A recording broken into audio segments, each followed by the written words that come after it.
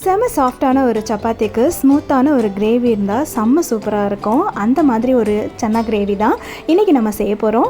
எப்படி செய்கிறதுன்னு வாங்க பார்க்கலாம். ஹாய் ஃப்ரெண்ட்ஸ், இன்றைக்கி நம்ம டின்னர் ரெடி பண்ண போகிறோம். என்ன பண்ண போகிறோன்னு பாருங்கள். மாவு பிசைஞ்சு வச்சுருக்கேன். உப்பு தண்ணி போட்டு தான் பிசைஞ்சிருக்கேன்.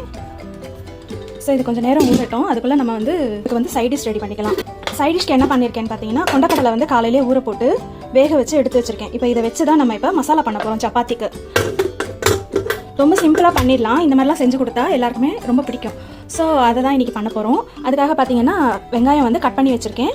இப்போ நம்ம இதை தாளிச்சிக்கலாம். முதல்ல நம்ம ஸ்டவ் ஆன் பண்ணி இந்த கடாயை ஹீட் பண்ணிக்கலாம்.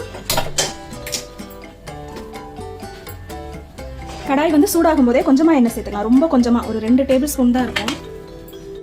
எண்ணெய் லைட்டாக சூடானதும் நம்ம இந்த கட் பண்ணி வச்சிருக்கிற வெங்காயத்தை சேர்த்துடலாம்.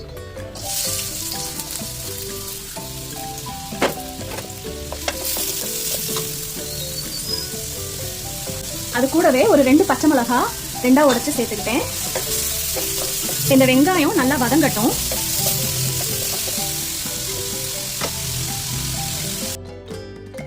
ஒரு 2 தக்காளி எடுத்து வச்சிருக்கேன். இதை நம்ம மிக்சியில் நல்லா நைஸாக அரைச்சி எடுத்துட்டு வந்துடுவோம்.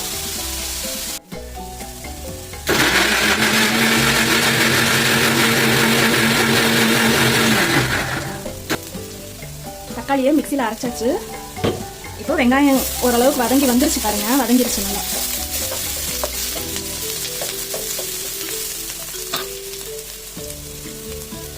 இப்போ நம்ம இஞ்சி பூண்டு சேர்த்துக்கலாம். நான் ஒரு குட்டி ஸ்பூனாக இருக்குது பாருங்கள். ஸ்பூன் ரொம்ப குட்டி, அதனால் ஒரு 2 ஸ்பூன் சேர்த்துக்கிறேன். அது கூடவே கொஞ்சமாக உப்பு சேர்த்துக்கிறேன். கொண்டக்கடலை வேக வைக்கும் போதே உப்பு சேர்த்து தான் வேக வச்சுருக்கேன். அதனால் இப்போ கொஞ்சமாக சேர்த்துக்கிறேன். நம்ம ரெடி ஆனதுக்கப்புறம் உப்பு செக் பண்ணி உப்பு சேர்த்துக்கலாம். ஒரு 1/2 ஸ்பூன் மஞ்சள் தூள் சேர்த்துக்கோங்க. சேர்த்துட்டு இது எல்லாமே நல்லா கலந்து விட்டுக்கோங்க. இஞ்சி பூண்டோட பச்சை வாசனை போகிற அளவுக்கு நல்லா வதக்கி விட்டுக்கோங்க. இப்போ பாருங்கள், நல்லா ட்ரை ஆகிடுச்சு. இப்போ நம்ம அரைச்சி வச்சிருக்க தக்காளியை சேர்த்துடலாம்.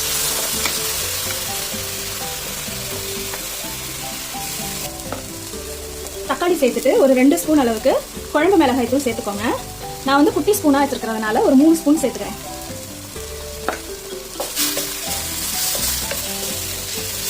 ஏன்னா 2 பச்சை மிளகாய் சேர்த்துருக்கோம். ஸோ இந்த காரம் சரியாக தான் இருக்கும். நீங்கள் ஸ்பூன் கொஞ்சம் பெருசாக இருந்ததுன்னா 2 ஸ்பூன் சேர்த்தாலே போதும். குழம்பு தூள் தான். இதுலேயே மிளகா, மல்லி எல்லாமே இதில் வந்துடும். சீரகம், மிளகு. ஓகேவா? இப்போ இந்த தக்காளி நல்லா வதங்கட்டும். இந்த கிரேவி குயிக்காக ஒரு கொண்டக்கடலை ஊற வச்சு வேக வைக்கிறது தான் நேரம். மற்றபடி இது ஒரு 10 மினிட்ஸ்லேயே நம்ம ரெடி பண்ணிடலாம். சப்பாத்தி பூரிக்கெல்லாம் அவ்வளோ டேஸ்ட்டாக இருக்கும்.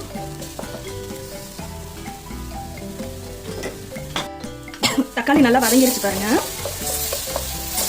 இப்போ நம்ம கொண்டக்கடலையை ஆட் பண்ணிடலாம். வேக வச்சு வச்சுருக்கோம், அந்த கொண்டக்கடலையை ஆட் பண்ணிடலாம்.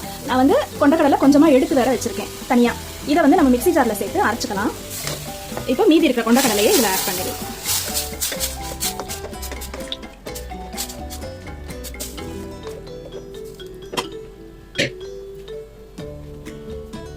இப்போ எடுத்து வச்சிருக்கிற இந்த கொண்டக்கடலையை மிக்ஸி ஜாரில் சேர்த்து அரைக்கும் போது கொஞ்சமாக தண்ணி சேர்த்துக்கோங்க, இல்லைன்னா ரொம்ப ட்ரை ஆகிடும். பாருங்க, நல்லா பேஸ்ட்டாக அரைச்சி எடுத்துகிட்டு வந்தாச்சு. இது ஒரு பக்கம் இருக்கட்டும். இப்போ என்ன பண்ண போறோம்னா, ஒரு சின்ன துண்டு தேங்காய் எடுத்து கட் பண்ணி வச்சிருக்கேன். அதாவது ஒரு பத்தை சொல்லுவோம் இல்லையா, அந்த மாதிரி ஒரு பத்தை தேங்காயில் சோம்பு, சீரகம், கிராம்பு, பட்டை, இந்த அன்னாசி பூல இருந்து ஒரே ஒரு துண்டு, அது கொஞ்சம் கல்பாசி ஒரு சின்ன துண்டு. ரொம்ப சேர்த்தீங்கன்னா இந்த கல்பாசி ரொம்ப சேர்த்தா ஃப்ளேவர்ஸ் அதிகமாக இருக்கும். அந்த மசாலா வாசனை ரொம்ப அதிகமாக இருக்கும். அதனால என்ன பண்ணியிருக்கேன்னா, சின்ன துண்டாக சேர்த்துருக்கேன். நீங்கள் தாளிக்கும் போதே கூட ஆட் பண்ணியிருக்கலாம், ஆனால் அது வாயில் வந்தால் நல்லா இருக்காது. இது எல்லாமே சேர்த்து நம்ம இப்போ இந்த தேங்காயை அரைச்சி நல்லா நைஸாக அரைச்சி எடுத்துகிட்டு வந்துடலாம். இப்போ பாருங்க, நைஸாக அரைச்சாச்சு.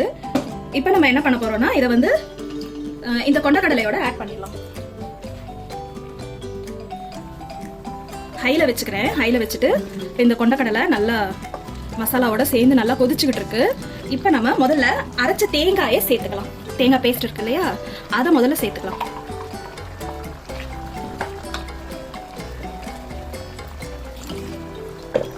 சேர்த்துட்டு கொஞ்சமா கொத்தமல்லியும் சேர்த்துக்கோங்க. 1 ஸ்பூன் அளவுக்கு கரம் மசாலா சேர்த்துக்கோங்க. சேர்த்துட்டு இது எல்லாமே இப்போ நல்லா கொதிச்சு வரட்டும். அந்த தேங்காயில் சேர்த்தோம் இல்லையா, அந்த மசாலாவோட பச்சை வாடை எல்லாம் கொஞ்சம் போகட்டும். அதனால ஒரு 2-3 நிமிஷம் நல்லா ஹைல வச்சே நல்லா கொதிக்க விட்டுறலாம்.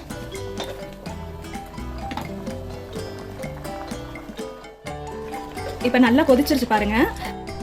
இந்த மாதிரி வச்சு ஒன்று மசிச்சு விட்டுக்கோங்க லேசா.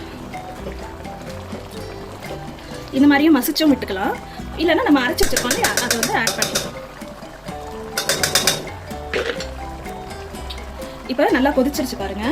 நல்லாவே அழகாக கிரேவி ரெடி ஆயிடுச்சு.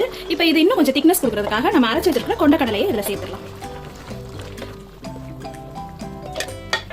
சேர்த்துட்டு உப்பு செக் பண்ணிக்கோங்க. உப்பு கம்மியா இருந்தா உப்பு சேர்த்துக்கோங்க.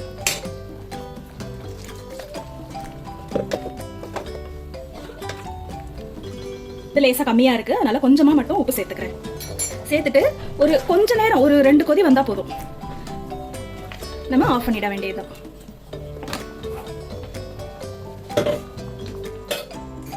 அவ்வளோதான், சன்னா கிரேவி வந்து ரெடி ஆயிருச்சு. சூப்பராக இருக்கு பாருங்க. நீங்க இதே மாதிரி செஞ்சு பாருங்க, சூப்பராக இருக்கும்.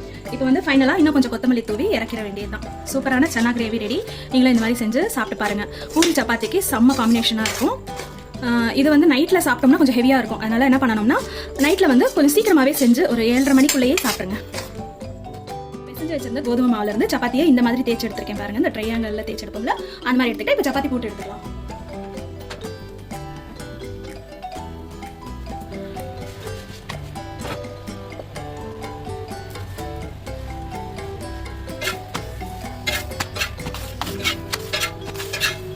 மூமா